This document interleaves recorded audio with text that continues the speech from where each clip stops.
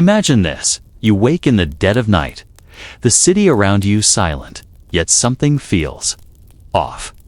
The hum of distant traffic, usually a lullaby of modern life, is missing. You check your phone, no alerts, no warnings. The streets outside appear normal, the skyline exactly as it always has been, glowing under the familiar haze of Los Angeles lights.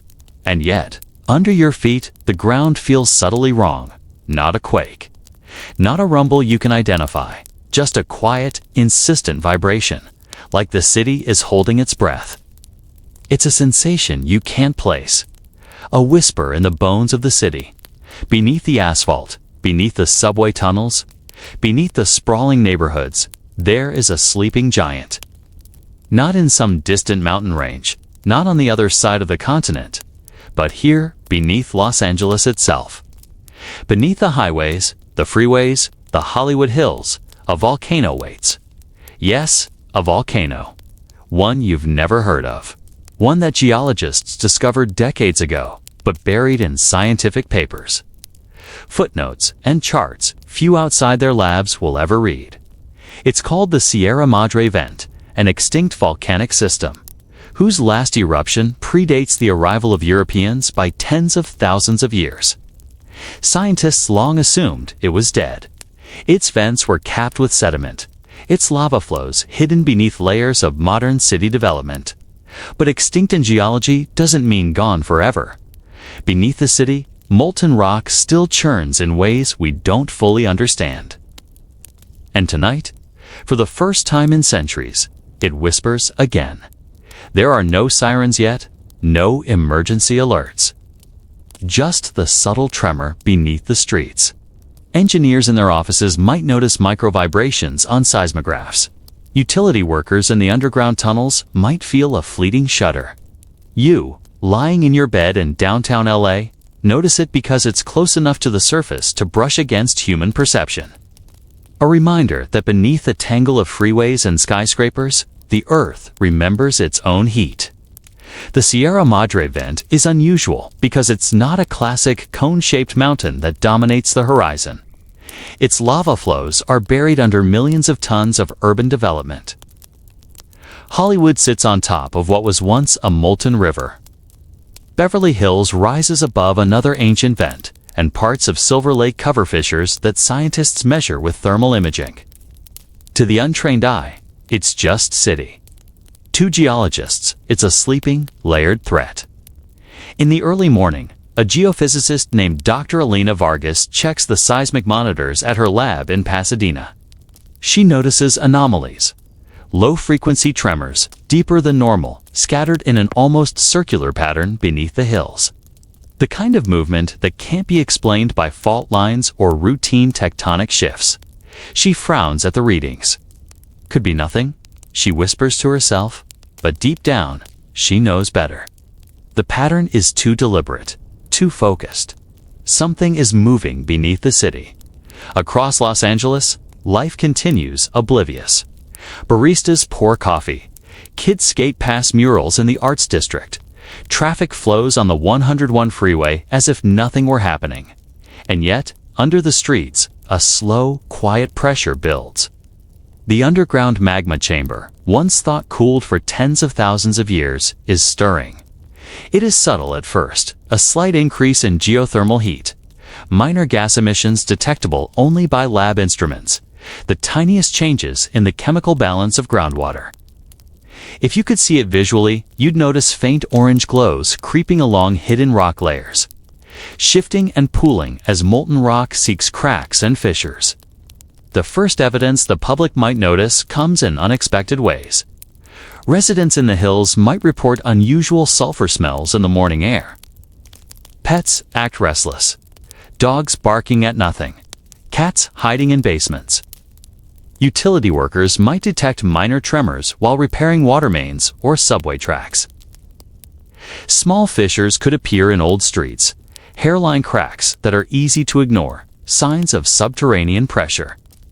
These subtle hints are the first words of the volcano's long-forgotten voice. And there is history here that most Angelenos never consider. The Los Angeles Basin is geologically active. The San Andreas Fault dominates the headlines. Earthquakes, the familiar anxiety. But beneath it lies another story. Volcanic activity shaped the hills, carved the valleys, and left a network of ancient vents and magma chambers beneath a city that never imagined it was built on fire. These vents are no longer towering peaks, but are hidden anomalies, buried beneath streets, homes, and shopping centers. Scientists knew them only as features on topographic maps, footnotes in geological surveys. Until now, Dr. Vargas compiles her data and compares it with thermal satellite imagery. Hotspots, faint but undeniable, appear in the hills surrounding the Arroyo Seco and up toward Griffith Park. The images show areas warmer than their surroundings, anomalies that shouldn't exist unless heat from below is rising. She cross-references historical maps, going back to records from the early 20th century when volcanologists first surveyed the region. The pattern matches ancient vents, long thought to be extinct. The realization hits like a distant tremor. "It's waking up," she murmurs.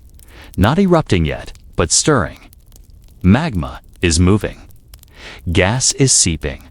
The city above, sprawling, heavy with its millions of people, rides over a reservoir of molten rock with an increasing pulse. The thought is terrifying because LA has no evacuation plan for a volcano. None of its emergency protocols designed for earthquakes, floods. Fires account for molten rock breaching the surface beneath a metropolis of 4 million. And yet, the city sleeps. Night turns to morning, morning into noon, and Los Angeles continues, oblivious to the slow-burning threat beneath its streets. The subtle tremors grow imperceptibly stronger. The geothermal anomalies expand, and the gas pockets shift slightly, sending small earthquakes across localized zones. No headline captures it. No social media post warns the masses. Only those who watch, who measure, who understand, know that the city sits atop an ancient, stirring furnace. By evening, the first minor anomalies are recorded across multiple monitoring stations. Dr. Vargas convenes an emergency meeting with the California Geological Survey. They look at the data and speak in cautious terms, emphasizing probabilities and worst-case scenarios. The chances of a major eruption are low, they say, but the words ring hollow. History is full of low-probability events that no one prepared for until it's too late. Meanwhile, Los Angeles continues to glow under the twilight. Traffic crawls on Sunset Boulevard. Neon lights flicker, and the smell of street food drifts across neighborhoods. The city is unaware of the subtle, persistent pulse beneath its feet, a pulse that could, at least one day, rewrite its skyline in fire. And as night falls, the rumbling continues. Quiet but persistent, a heartbeat from deep below. Whispering a truth humans rarely hear. The earth remembers its own heat, and sometimes it remembers violently. Morning arrives over Los Angeles, bright and deceptive. Sunlight glints off glass towers and stretches across the freeways, casting long shadows over neighborhoods unaware of the subtle warning beneath their feet. The city seems normal. Birds chirp in Echo Park, joggers pound the sidewalks, delivery trucks roar along the avenues. And yet, under every street, every hill, the Earth's pulse grows imperceptibly stronger. The Sierra Madre vent beneath Griffith Park is shifting, stirring, as if the city's heartbeat had awakened a giant from a centuries-long slumber. The first public signs are almost unnoticeable. Drivers report minor rattles along familiar streets, tiny tremors that might be blamed on construction or traffic. Residents smell faint traces of sulfur in the breeze near Hollywood and Silver Lake. Fleeting scents that disappear as quickly as they appear. Utility workers repairing broken water lines feel small tremors, writing them off at first. But when these tremors appear in multiple neighborhoods simultaneously, a pattern emerges that cannot be ignored. Seismologists across Southern California convene emergency meetings, examining the anomalies with growing concern. Low-frequency vibrations, too deep to be ordinary tectonic tremors, are registering in arrays across the city. Dr. Vargas tracks these pulses alongside increasing thermal readings, small but persistent pockets of rising heat in the hills. The magma is moving. Pressure is building. The city above is unknowingly perched atop a slowly inflating balloon of molten rock. By midday, news outlets pick up on unusual seismic activity. Headlines read cautiously, "Minor tremors in LA hills." Geologists track unusual heat signatures beneath Griffith Park. Social media erupts with speculation, ranging from earthquake fears to conspiracy theories. Most Angelenos scroll past, assuming it's business as usual. Yet, for those who pay attention, hikers on trails, urban explorers, local historians, a quiet dread creeps in, the sense that something beneath the city is alive in a way no one fully understands. And then the anomalies begin to touch daily life.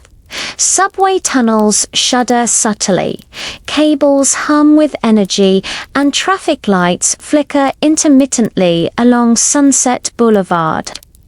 Engineers investigating these incidents report strange magnetic readings in buried utility lines. GPS signals, reliable for decades, show minor fluctuations. Delivery drones begin returning mid-flight, confused by inexplicable errors. No single event is catastrophic, but the cumulative pattern suggests a growing, unpredictable underground force. Meanwhile, wildlife starts to behave strangely. Coyotes in Griffith Park roam further into neighborhoods. Birds scatter from their usual routes, filling skies over Hollywood in dense, erratic flocks. Even domestic pets act unsettled, dogs pawing at floors, cats hiding in closets. Animals sense the vibrations humans cannot yet consciously perceive. To them, the city is no longer safe. In offices across Los Angeles, geologists compare notes. Thermal maps, gas readings, and seismic data converge into a picture too alarming to ignore. The volcanic system beneath the city is not extinct. It is dormant, but alive. Pressure is accumulating, molten rock is shifting, and gas pockets are rising toward the surface. Dr. Vargas calculates that if the magma continues moving at its current rate, small eruptions could occur along old vent paths, most likely in the hills of Hollywood, Silver Lake, or Griffith Park. These eruptions would start as fissures, slow flows of lava, accompanied by toxic gas emissions, enough to disrupt neighborhoods, halt transportation, and spark panic in a city that has never faced volcanic risk. By late afternoon, the first tangible warning reaches the public. A construction crew in the Hollywood Hills notices ground buckling near an old abandoned quarry. Streets are cracked, utility lines exposed, and sulfurous steam rises from small fissures. They report it immediately, and within hours, emergency services cordon off the area. Drone footage captures thin streams of orange light beneath the surface, subtle glows, barely visible, like embers beneath asphalt. The city reacts with confusion and disbelief. LA is built for earthquakes, not volcanoes. Emergency alerts go out, urging calm and avoidance of the affected zones. Scientists give interviews stressing that while lava flows are unlikely to reach densely populated streets immediately, the long-term potential is real. They warn that a slow subterranean buildup can lead to sudden eruptions, unpredictable and dangerous. Citizens watch online streams with growing unease, sharing shaky videos of steam rising from hillsides. And a palpable tension begins to spread through the urban landscape. Transport systems feel the effects next. Subway operators report tremors in tunnels that, though minor, requires slowing trains for safety checks. Freeways buckle in isolated spots, traffic cones and barriers appearing overnight to mark unstable surfaces. GPS navigation errors become more frequent, confusing drivers and delivery services.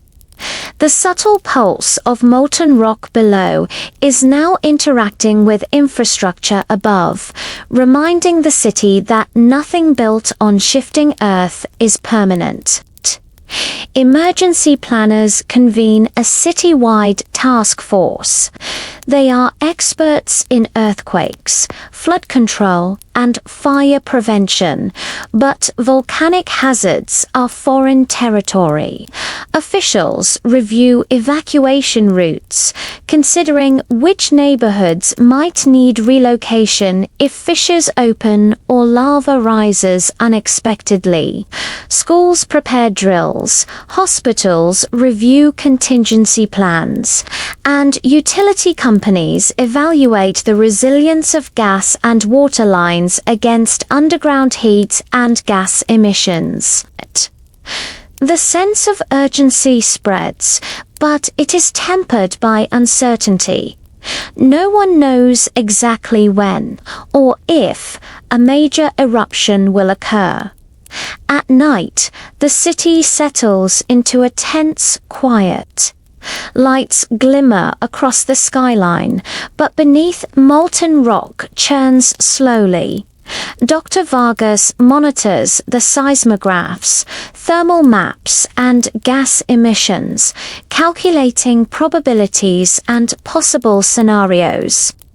Each twitch of the magma is logged, analyzed, and cross-referenced against ancient geological data. Patterns emerge. Pressure is concentrating along the same vent paths that erupted tens of thousands of years ago. It is a reminder that even a city built on modern technology, skyscrapers, and sprawling freeways is subject to forces that predate humanity by millennia. Residents begin to notice the subtle changes. Dogs howl at night, strange odors drift through streets, and some claim to see faint orange glows along hilltops after sunset. But the warnings are quiet, almost cinematic in their subtlety, but they spark the imagination of a city unaccustomed to natural threats beyond earthquakes. Social media amplifies these observations. Videos of steam rising from parks, shaky footage of minor tremors, photos of unusual animal behavior. Curiosity mixes with fear, and Los Angeles begins to collectively hold its breath. Meanwhile, the city's electrical grid experiences minor anomalies. Transformers heat unexpectedly, causing rolling blackouts in isolated areas. Traffic signals flicker. Communication systems report minor outages.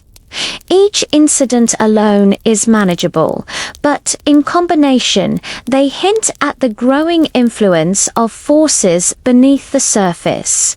The city's infrastructure, designed for earthquakes but not volcanic movement, begins to feel the strain. And yet, most Angelenos continue their daily routines. Schools end, freeways swell with evening traffic, neon lights bathe downtown streets in a familiar glow. But the city itself is different, quieter at its core, restless, alive.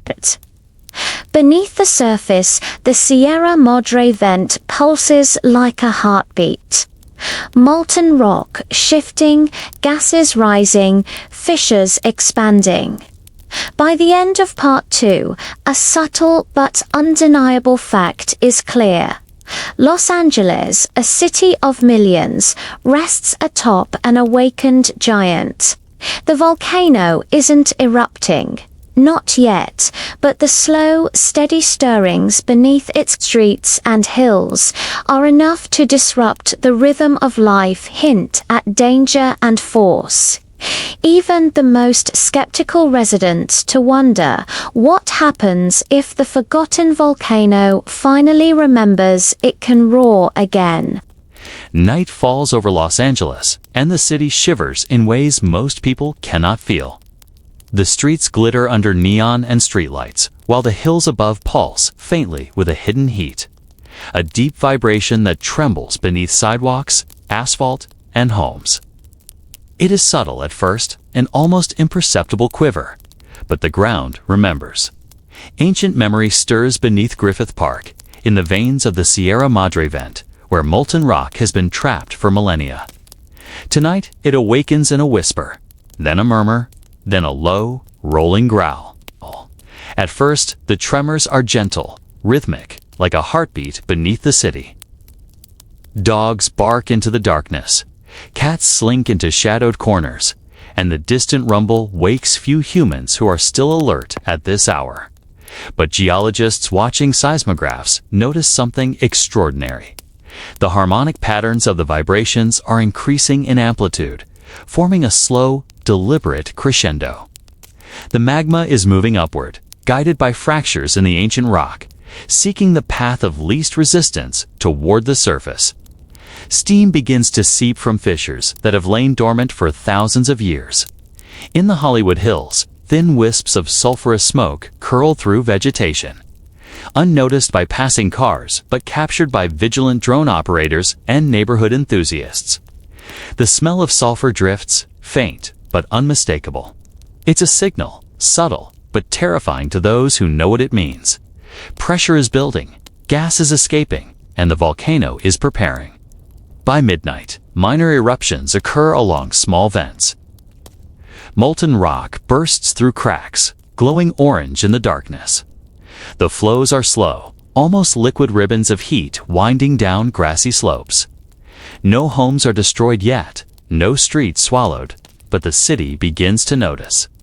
Social media fills with shaky videos of glowing cracks in the hills, faint plumes of smoke, and eerie orange reflections on nearby clouds. The once quiet murmur of concern becomes a chorus of attention, wonder, and fear. Scientists caution the public, emphasizing that these are preliminary eruptions, small, manageable, and unlikely to spread quickly into densely populated areas. Yet they stress the volatility. Lava could travel unpredictably, fissures could widen, and gas emissions could reach dangerous levels. Evacuation plans are quietly reviewed, emergency shelters are prepared.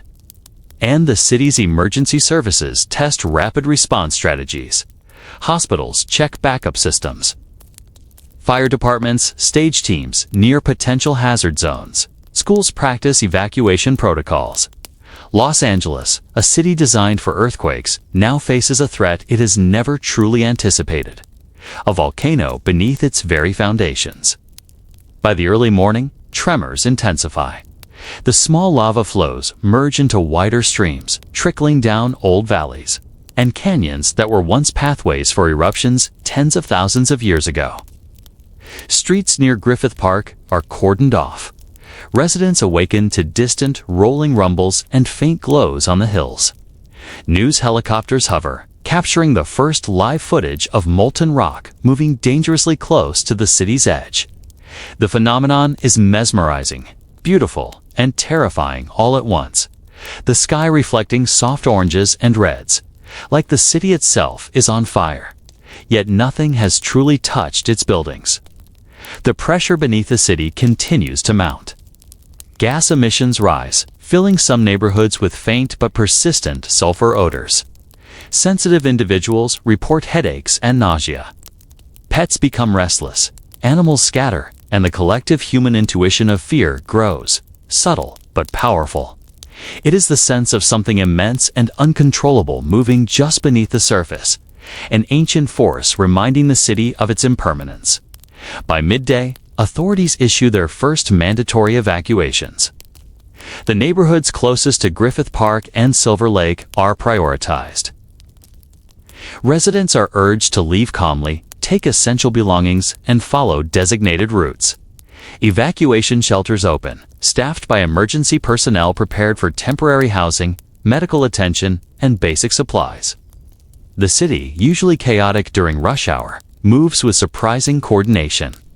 Streets swell with cars, families pack hurriedly, and the ever-present hum of Los Angeles life now carries an undercurrent of unease. Meanwhile, the volcano begins to assert itself more visibly.